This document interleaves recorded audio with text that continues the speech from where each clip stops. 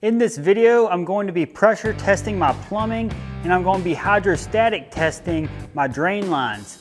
And if you've been following this channel, you know I've installed PEX throughout this whole house and you see me install drain lines in the bathroom.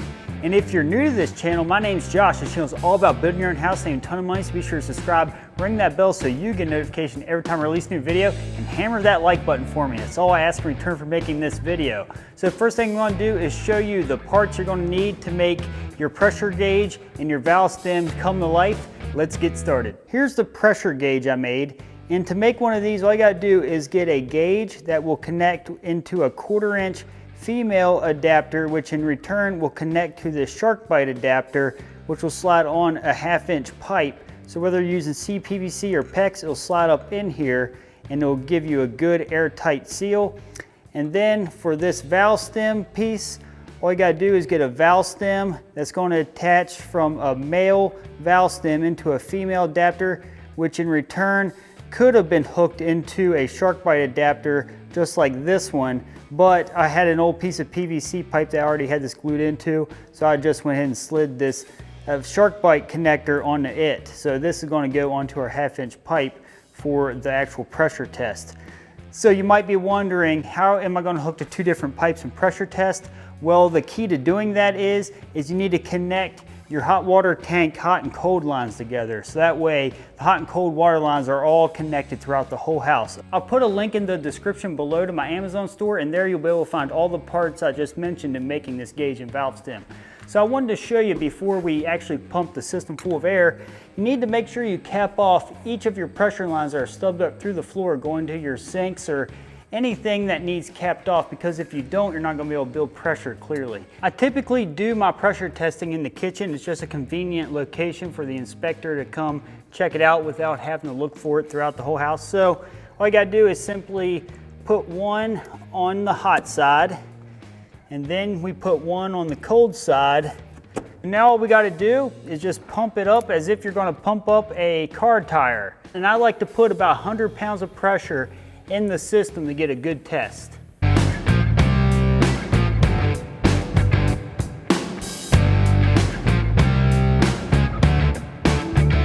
All right, we got 100 pounds of pressure in here now. And something else I wanted to mention, make sure you wear safety glasses. This stuff is rated for pressure, but you just never know if something would fail and pop off and hit you in the eye. You don't want that. So you can also pressure test your drain lines. I made a video of this before. If you can check out this card up above, you just put 5 pounds of pressure in it using the similar method, and this glues right into any of these stub outs that you have for your sinks or anything. In the same method, you would pump this full of air. Here's a pressure gauge, but don't put any more than 5 pounds in it. If you do, we prefer to do hydrostatic testing. So while we're waiting to see if this sits for several hours and doesn't have a leak, we're going to go ahead and do that. And if you're not familiar with hydrostatic testing, that's where you just take water and put it in your drain lines, and if it holds over a period of time, it passes your inspection. So the first thing you got to do before you perform your hydrostatic test is make sure you cap off the main drain coming out of the house, and you can buy these plugs, and I'll demonstrate how these work here in just a moment. Plug the ends off and you're good to go for that. So for everything else in the house, you got a couple options. So this is for the master bath sink. I just simply glued a cap on the end to cap this off, but there's a couple other options I could have done.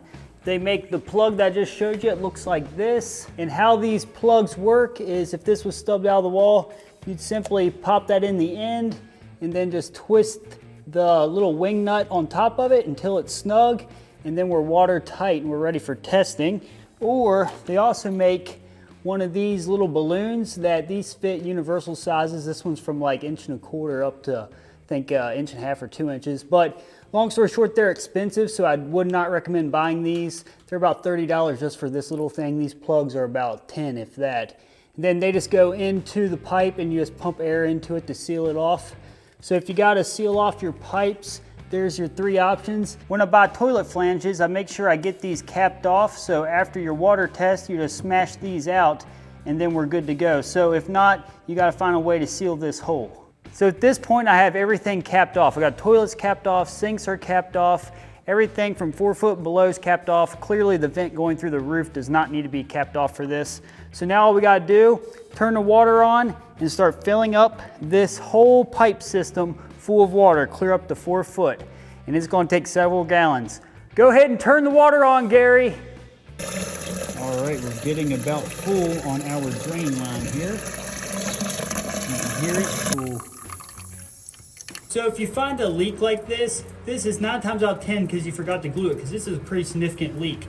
So check this out.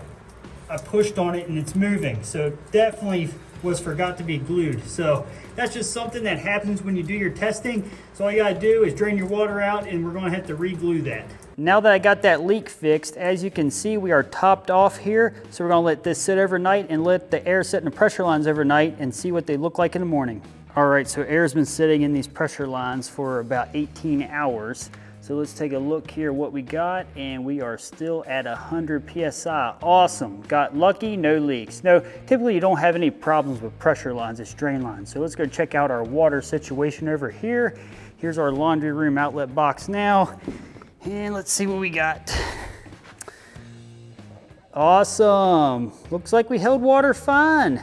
Just had that one leak I had to fix, and I am good to go now. Something I wanted to mention is after you put air in those pressure lines initially, just listen out for any hissing sounds, or if you notice the pressure dropping pretty quick, and then go through and check all your joints or try to locate that hissing sound, because that's probably an air leak. So if you don't have any of those things, then you let it sit overnight and then check. But if you came back in the morning and it's leaked down half pressure or more, or even less, if it's leaked down any pressure really, just go through with soapy water and check each joint, and as soon as that water hits that joint, it's going to start bubbling up, very noticeable. All right guys, that's all I wanted to show you. Be sure to subscribe, check out my Amazon store for anything that was mentioned in this video, and I'll see you in the next video. Have a good one. I'll put a link in the Amazon store where I'll seal off all recommended installed.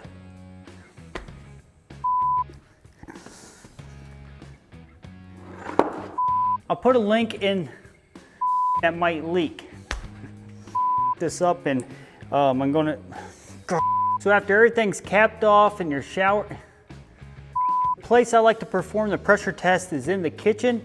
It's just a nice convenient area for the inspector to come. I'm here. So at this point, I got every drain, this laundry room, washing machine, sink drain.